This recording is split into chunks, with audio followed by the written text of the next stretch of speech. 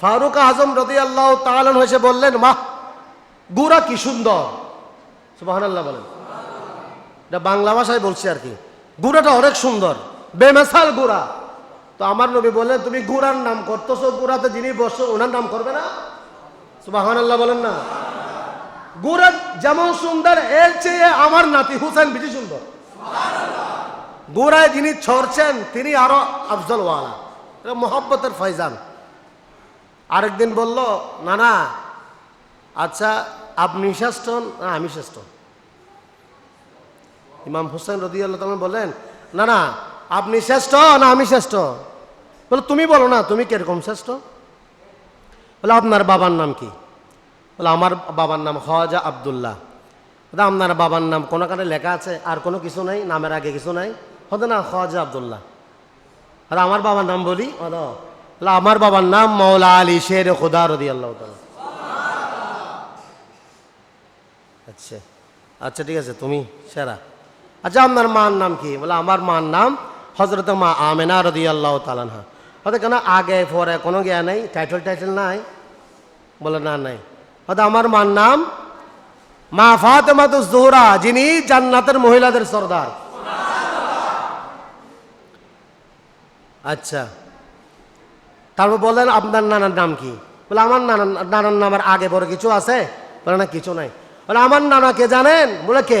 আমার নানা হলো রাহমাতুল লিল আলামিন, শাফিউল মুজনবিন, তাজদারে মদিনা, সুরুর কলবে সিনা, নবী মুহাম্মদুর রাসূলুল্লাহ সাল্লাল্লাহু আলাইহি ওয়াসাল্লাম। জোরে বলুন না সুবহানাল্লাহ। বললেন, বলে আমি সারা হ্যাঁ নাতি, তুমি আসলে সর্বশ্রেষ্ঠ। জোরে বলুন সুবহানাল্লাহ।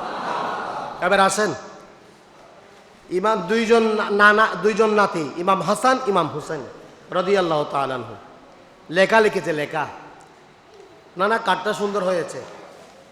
লেখা দেওয়ার পরে বলে কাঠটা সুন্দর হয়েছে, যে বলেন? বলে আমি বলতে পারবো না, তোমার আম্মা জানের কাছে যাও। কার কাছে যাও? তোমার আম্মা জানের কাছে যাও। আম্মা জানের কাছে গেলেন, আম্মু এটা কার লেখা সুন্দর হয়েছে একটু বলেন না? বলে আপনি আপনার বাবার কাছে যান। হযরত মাওলা আলী শের খুদা রাদিয়াল্লাহু তাআলা আনহুর কাছে গেলেন, আব্বাজান এখানের মধ্যে কার লেখা সুন্দর হয়েছে? বলে আমি এগুলো আমার দ্বারা সম্ভব হবে না, তুমি আবার তোমার নানা জানের কাছে যাও। এখন নানা জান পড়ছে ফেচের মধ্যে, একে বললে এ রাগ করে ফেলবে, একে বললে এ কষ্ট পাবে। তখন আল্লাহ জিবরাইল আলাইহিস সালামকে পাঠালেন। হয়তো আমি এখন কি করবো? আল্লাহকে বলো না একটা ফয়সালা দিতে। কাকে? আল্লাহকে। তো আল্লাহ আসমান থেকে একটা আপেল দিলেন। আপেলটা উপর থেকে যখন মারলেন, আপেলটা বাক হয়ে দুইজনের খাতায় পড়েছে। মানে দুইজনের লেখা কি হয়েছে? আমি আপনাদেরকে বলতে চাচ্ছিলাম, মানে সৌন্দর্য, মোহাব্বত। আল্লাহ ইমাম হাসান ইমাম হুসেন রাদিয়াল্লাহু তাআলা আনহুকে মোহাব্বত করে।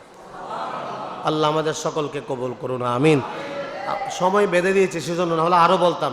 আরও অনেক ঘটনা আছে, স্যার মুবারক নিয়ে অনেক ঘটনা আছে, কিন্তু আমাকে নির্দিষ্ট সময়ে আল্লাহ মাহফিল শেষ করতে হচ্ছে। আল্লাহ আপনাদের আসা যাওয়া, আপনাদের হাজিরি কবুল করুক, আমিন। মানে এই মাহফিলের জন্য যারা 1 টাকা 10 টাকা 20 টাকা করে শরিক হয়েছেন, আল্লাহ সকলের শরিকারা ইয়া ইমাম আলী মকাম, ইয়া কারবালার ময়দানের সমস্ত সোহাদায়ে কেরাম আপনাদের কদমের মধ্যে আপনি কবুল করুন।